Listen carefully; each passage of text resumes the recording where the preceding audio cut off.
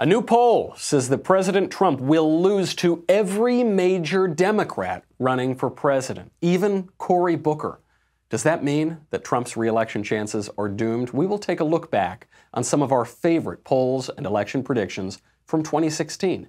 Then, Democrats' Watergate testimony flops in Congress, and a jury orders an American university to shell out $11 million to a bakery that it wrongly smeared. We will analyze the high price of social justice. All that and more. I'm Michael Knowles, and this is The Michael Knowles Show.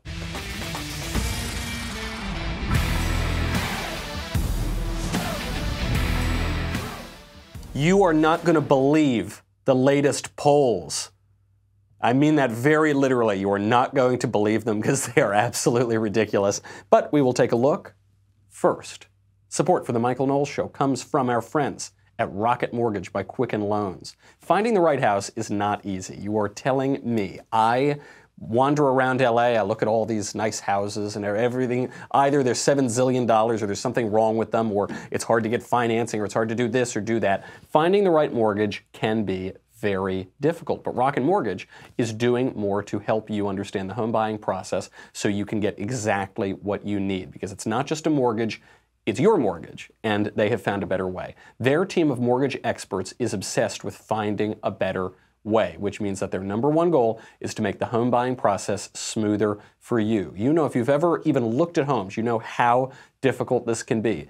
Rocket Mortgage is there with award-winning client service and support every step of the way. Quicken Loans has helped millions of Americans achieve their dreams of home ownership, and when you are ready to purchase the home of your dreams, they can help you too. When you work with them, you get more than just a loan because Rocket Mortgage is more than just a lender. Get started online right now at rocketmortgage.com/Knowles, Knowles. Equal housing lender licensed in all 50 states, NMLSconsumeraccess.org, number 3030. Rocket Mortgage by Quicken Loans. Push button, get mortgage. A shock poll out just today from Quinnipiac University. This is not a poll of who's winning the 2020 Democrat primary contest. This is a poll that shows head-to-head how people would vote when someone gets the nomination and they run against President Trump. So the poll shows that Joe Biden beats Donald Trump 53-40. I don't know where that other 7% goes. Maybe it goes to like Bill Weld or somebody. Maybe Ron Paul is going to run again. I don't know. 53-40. Bad news for Trump, huh? Shows that Bernie Sanders in second here is going to beat Donald Trump 51-42. Still totally decisive. Now, maybe this is plausible. I mean, those two guys have been running at the top of the pack for a long time in the Democrat race. Okay. Then it shows Kamala Harris beats Donald Trump 49-41. Not sure I'm buying that. Liz Warren beats Donald Trump 49-42.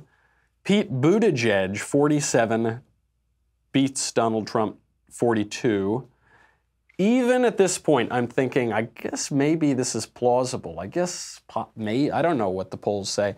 And then I just stopped believing it at all because this poll shows that Cory Booker beats Donald Trump 47-42. That is not possible. Cory Booker is never going to be president. He is most certainly never going to run against Donald Trump, and he's never going to beat Donald Trump. This is pretty wacky, but it reminds us of an important truth about these polls and these predictions and everything the experts are telling us now, which is that it's not reliable. This is not reliable yet. Don't forget, in 2016, I was reminded of one of my favorite stories. This was being reported from the Huffington Post, from the Independent, all over the mainstream media, and it was based on a study that came out of Princeton. Princeton's an Ivy League university, so surely those experts know what they're talking about. The headline read in the Independent, survey finds Hillary Clinton has, quote, more than 99% chance of winning election over Donald Trump. The Princeton Election Consortium found Ms. Clinton has a projected 312 electoral votes across the country and only 270 are needed to win. The probability statistic was found by the university's statistical Bayesian model. Ooh, gosh, Bayesian, that sounds serious. Other polls were less bullish on a Clinton victory. 538 said the likelihood of Ms. Clinton that winning was 65%, while the New York Times upshot said there was an 85% chance. Okay, the polls show between 65 to 99% chance that Hillary Clinton wins. What happened? That's that 1% turned out to be correct. Huffington Post reported another similar story. They said, HuffPost forecasts Hillary Clinton will win with 332 electoral votes. Democrats stand a strong chance of taking control of the Senate as well. How did that turn out? How did the Democrats still don't have the Senate. The Huffington Post presidential forecast model gives Democrat Hillary Clinton a 98.2% chance of winning the presidency. See, they were a little more conservative. They didn't say 99%. They reduced that number by 0.8%. Republican Donald Trump has essentially no path to an electoral college victory. So the Princeton version said that Hillary would get 312 electoral votes to 270. Huffington Post said that Hillary would get 323 electoral votes. What happened in reality? Donald Trump won 304 electoral votes. Hillary only got 227. The idea that Cory Booker is going to beat Donald Trump is ridiculous. It is absurd on its face. Frankly, even the idea that Joe Biden is going to beat Donald Trump is crazy. And Joe Biden is far and away the front runner right now. But does anyone actually think he's likely to win the presidency? I'm not saying he can't win. He could win. Does anyone think Joe Biden is likely to win? This guy was chased out in 1988 for lies and plagiarism. He lost in 2008 because he was a weak candidate. Now he's being accused of plagiarism again. He obviously plagiarized his climate change platform from other left-wing environmental groups. Actually, just this week, he is plagiarizing Michael Avenatti on a theme campaign motto for his campaign. He is now saying that we don't need to make America great again. We need to make America America again. Look, I don't think it's naive. I don't think it's old-fashioned way of doing things that says the system has to be restored.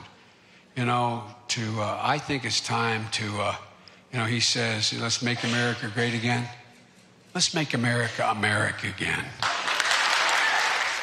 Okay, wow. This is not a great slogan, by the way, because it's just reacting to Donald Trump. It's reacting to Trump's slogan, Make America Great Again. So Trump is still in the stronger position here. Joe is just setting himself up as someone attacking Donald Trump instead of offering something himself. But then we found out, apparently he cribbed that line from Michael Avenatti, the disgraced lawyer who pimped out Stormy Daniels and apparently didn't pay her very much. So he steals this line from Avenatti. Avenatti goes on Twitter and says, you took my line, I thought of it first. Actually, it turns out that both of them stole the line from Scott Baio, who was endorsing Donald Trump at the 2016 Republican National Convention. So, of course, let's make America great again, but let's make America America again. You got it. Good job, Scott. So what this means for 2020 is that the Democrats' best chance, their top candidate, their far and away front runner, is a guy who's parroting Michael Avenatti, parroting Scott Baio.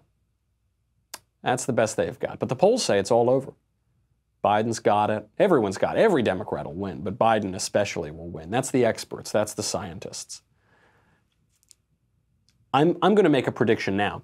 It won't matter if and when these predictions are incorrect. It won't change anything. The left won't stop making these predictions.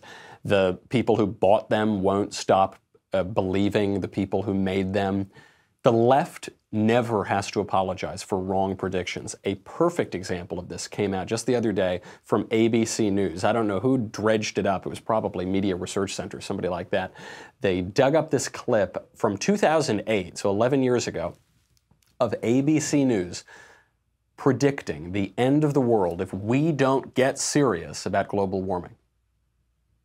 100 years from now, if New York is abandoned, I picture some explorer coming to Manhattan saying, those ignorant people, how on earth could they have ever expected to survive?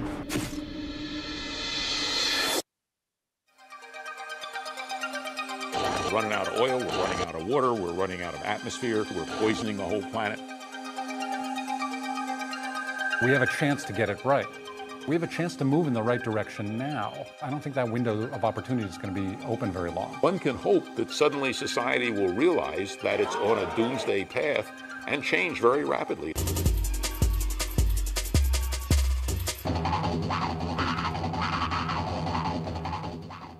It's June 8th, 2015. One carton of milk is $12.99. Gas has reached over $9 a gallon. I'm scared as hell right now, but I have to get this out. If we continue on the business as usual trajectory, there will be a tipping point that we cannot avert. We will indeed drive the car over the cliff. So this is the tipping point. We're not going to be able to afford milk. We're not going to be able to afford gas. It's all going to be over. Gas is going to be $11 a gallon, something like that. You know what gas actually cost in 2015? They were projecting this 7 years out. It cost $2.40 a gallon. It cost 81.5% less than they predicted it would. How about gallon of milk? Gallon of milk was supposed to cost $9 a gallon in 2015. Well, we have the numbers. We've lived past 2015. In 2015, a gallon of milk in the United States cost on average $3.31 a gallon. That's 63% cheaper than was predicted. Does ABC News have to run a big retraction? Do the people who appeared in that video have to say, oh, we were wrong? No, what happens now is the left says, oh, yeah, that was crazy. They didn't know what they were talking about. But global warming is still super duper serious. Yeah, those people, okay, they're wrong, but the people who are making the same predictions today, they're right. Those people in the video, they weren't scientists. They're not serious people. Actually, they were. They were some of the leading scientists and scientific policymakers in the country. We'll get to that in a second. But first, I have got to tell you about an absolutely incredible new product that I just got. I gave it to my stepbrother for his wedding. My stepbrother recently got married. And so I have this new sponsor, paintyourlife.com. And Paint Your Life, what they do is you upload a photo that you like of you or your family or a friend or something, and they will create a painting of that photo. And it can be watercolor, it can be oil, it can be whatever kind you want. I did an oil painting. It was a photo from my stepbrother's wedding, and I thought, I don't know, this is some online service. We'll see how it looks. I'm not expecting that much. PaintYourLife.com then takes this photo that you sent them. They make an actual painting done by hand by a world-class artist, just created from your favorite photo. So they send you a proof. They kind of work with you along the way. If you don't like how it is, then you can send them feedback. You can check out every single detail until it's perfect. No risk at all. They then shipped this painting. I just saw it. It is absolutely incredible. I am now going to use this for many of my other friends. It is an incredible product, and you'd think it would be super duper expensive. It is not. It makes a truly special gift for someone you love or for yourself. I'm going to try to upload a video of my stepbrother and his wife seeing this. Just an amazing product. It is so cool. Right now, as a limited time offer, you can get 30% off your painting, and they're not that expensive to begin with. Now you get 30% off. Do this. It's an incredible product. Get it for yourself, get it for your family, or get it for a friend and give it out as a gift. Free shipping. There's no risk. If you don't like the painting, if you reject it, you'll get a refund. It is no risk. Unbelievably cool. Get it while you can, especially with this offer. The way to get this offer, do it right now, is to text Knowles to 484848. That's Knowles to 484848. Knowles 484848. Message and data rates may apply. Super duper cool product. So that video about how climate change is going to destroy the world and gas is going to be $11 and milk is going to be $9. Who was predicting all that stuff? Was it just some wacko? No. Well, yes, but it so happens that these are expert, totally established people. One of those guys was John Holdren. John Holdren was Barack Obama's top science advisor in the White House. He was the director of the White House Office of Science and Technology Policy. He was the co-chairman of the President's Council of Advisors on Science and Technology. This guy was top of the heap for science policy. Also, the Teresa and John Hines Professor of Environmental Policy at the Kennedy School of Government at Harvard University. Again, just because someone works at Harvard doesn't mean I take them seriously, especially if they're the Teresa and John Hines Professor. Teresa Hines, you will remember, is the wife of John Kerry, the former losing Democrat presidential nominee. But this guy has all the credentials. He's the scientist. He's a real scientist. He's the real policymaker, top policymaker at the White House. And yet he was so completely dead wrong. He appeared in a news documentary that was just completely ridiculous. So what is going on? The purpose of these predictions is not to warn you. It's not to predict what's actually going to happen. It is to create a panic and then get us socialism by the back door. This sounds almost conspiratorial. If I didn't have the video, I guess you wouldn't have to believe me, but it just keeps happening. All the predictions from the late 60s to the 70s to the 80s. The whole world is going to end in 10 years if you don't give us socialism. And then what happens? 10 years goes by and the world doesn't end and everything's perfectly fine and their predictions are all wrong. And they tell us, no, but it's really going to end in 10 years if you don't give us socialism. It's all about taking control of your property, of your liberty, of your government. It is about, coincidentally, they say, this environmental catastrophe that's going to destroy the world, just coincidentally, requires that you have to give the political left every single policy they've wanted for 100 years. That's the only way to solve it and save the world. And this is why, just a little bit of a side note, there was a piece in the Wall Street Journal that came out today, said some Republican lawmakers break with their party on climate change. So the GOP has not taken climate change or global warming or global cooling or whatever you want to call it today very seriously because they have understood, as I've just explained, that it is socialism by the back door. Now some younger Republicans want to be super hip cool guys or something and say that we have to take global warming seriously. We don't. This is especially true of Matt Gaetz. He's a Republican lawmaker. I actually like the guy. I think generally he's pretty good. He's just dead wrong on this. Matt Gaetz was the one who a couple months ago offered the Green Real Deal, and he was going to have the Republican response to take on global warming. It's just a bad move. This is not to say that Republicans shouldn't take the environment seriously. Of course we should protect the environment. Every Republican I know wants to protect the environment, conserve the environment, have beautiful public spaces. Having beautiful spaces and preserving nature is a very conservative virtue. Conservatives conserve. But that's not the same thing as global warming. That's a very different thing than global warming. Because global warming is not about environmental protection. It's just about socialism. The purpose of these predictions, whether it's this guy from the Obama administration or it's AOC saying the world is going to end in 9 or 10 years, just give us all your money. The purpose of it is to demoralize people. The purpose of it is to convince people that everything is predetermined. It's no coincidence that right now so much of the left is denying free will. You see it in Sam Harris, you see it in the New Atheists, you see it in a ton of left-wing Silicon Valley. It's in the pop culture. We're being told our free will is an illusion. Really, we're just drawn by unconscious forces. Our emotion is leading us. It's anything but will. The left has always done this. This is nothing new. This is not some cool new futuristic idea out of Silicon Valley. The left has said this forever. The early socialists and communists, 100 and 150 years ago, they said that they had discovered the science of history. They used this phrase, the science of history. This is the famous reporter Lincoln Steffens, who visited the Soviet Union. He famously said, "I've seen the future and it works." There's the future. History is not moved by the individual choices of individuals. It's moved by great environmental, economic forces that we cannot control. We're just brought along on the tides of history. And actually, the modern conservative movement in the United States after World War II, founded by William F. Buckley Jr., was set up exactly in opposition to this idea. So you had Lincoln Steffens saying, "I've seen the future and it works." The socialists saying, "This is the future, this is the science of history, get ready, get on board."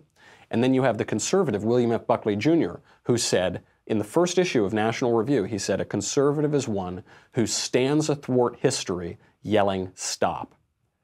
Oh, you socialists and communists, you think you have the science of history? You think there's no stopping it? I'm a conservative and I'm going to stand here and I am going to say, stop. And that's what we're doing. We're saying, no, will does matter. Your predictions don't come true. You don't know the science of history. You don't know the future. Your predictions are bogus, and you're not going to use those crazy, fear-mongering predictions to get us to give up our liberty and our property and our freedom.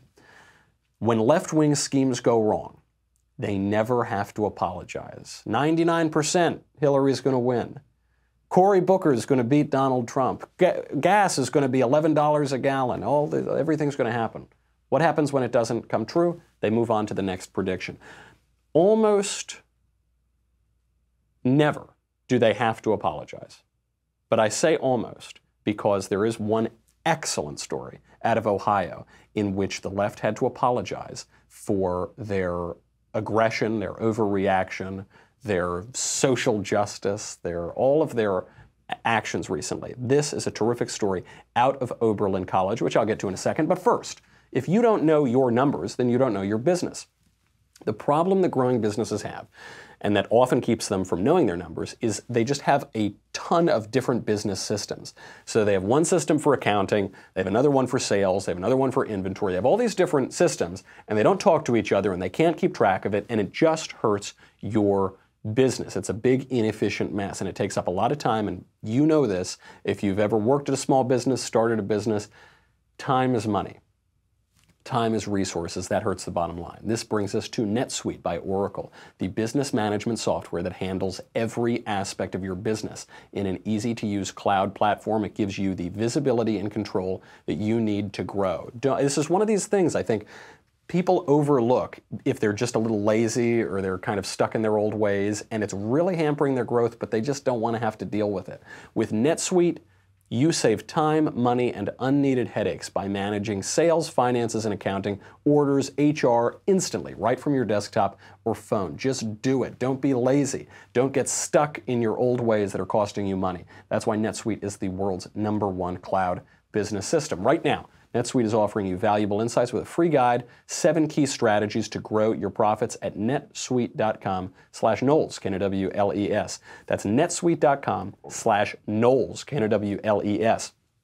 Download your free guide, 7 key strategies to grow your profits, netsuite.com/Knowles, Knowles. Rarely does the left have to apologize when it gets things wrong, but today we have one of those rare examples. An Ohio jury is ordering Oberlin College to pay $11 million to a bakery that it libeled as racist and racially profiling and bigoted. This is Gibson's Bakery and Market, just outside the school.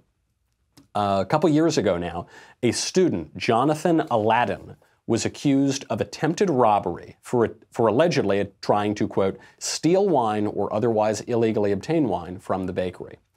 He was there with 2 of his buddies. They were arrested and accused of misdemeanor assault. Okay, no big deal. College kids all the time either try to buy booze illegally or maybe they try to lift it afterward.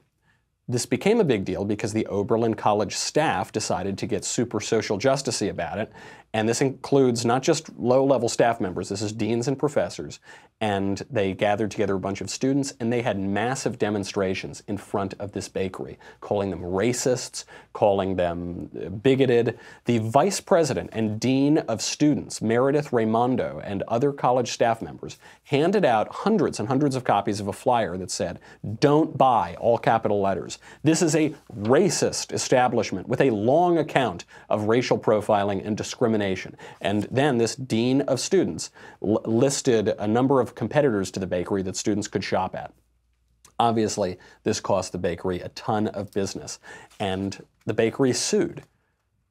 Now, why did they sue? Because 3 months after all this happened, in August of 2017, that student, Aladdin, and India Lawrence, another student, pled guilty to attempted theft and aggravated trespass, according to court documents. They pled guilty to the crime that the bakery accused them of.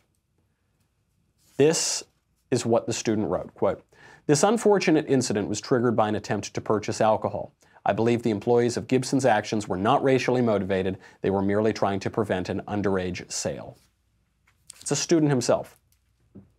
That never let the facts get in the way of a good social justice narrative. Instead, not just the students, not just some idiot professors, the dean of students, the administration of Oberlin, decided to try to destroy this business based on lies, based on nothing.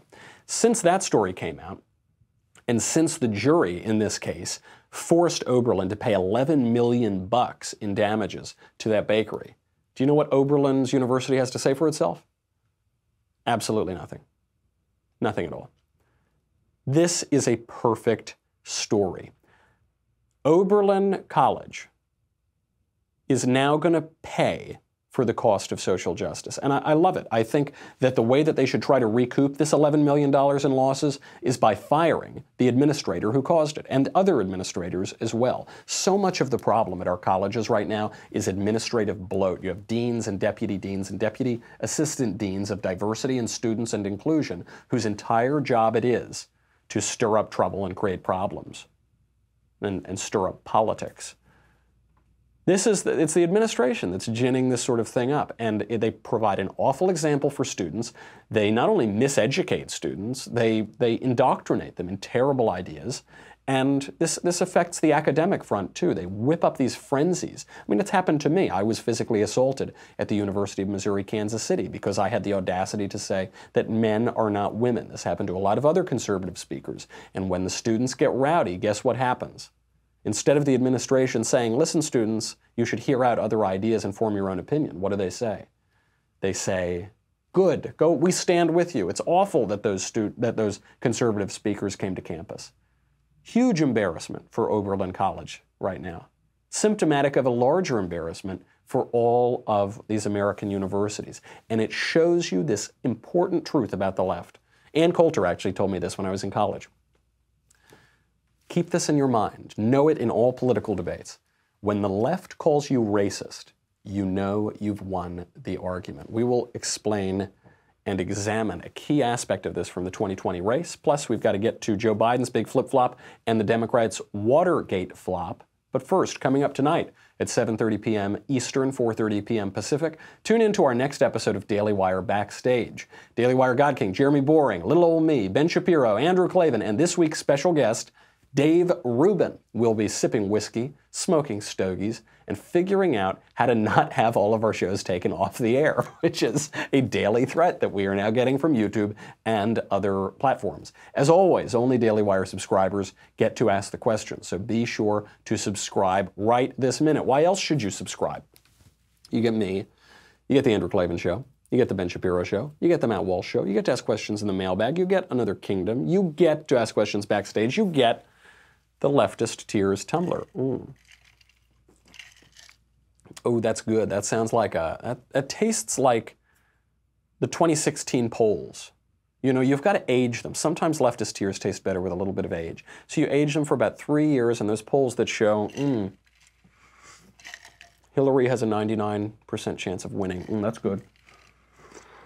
Hillary's going to get 323 electoral votes. That's good. It's like a little indulgence because none of it happened. Go to dailywire.com. We'll be right back with a lot more.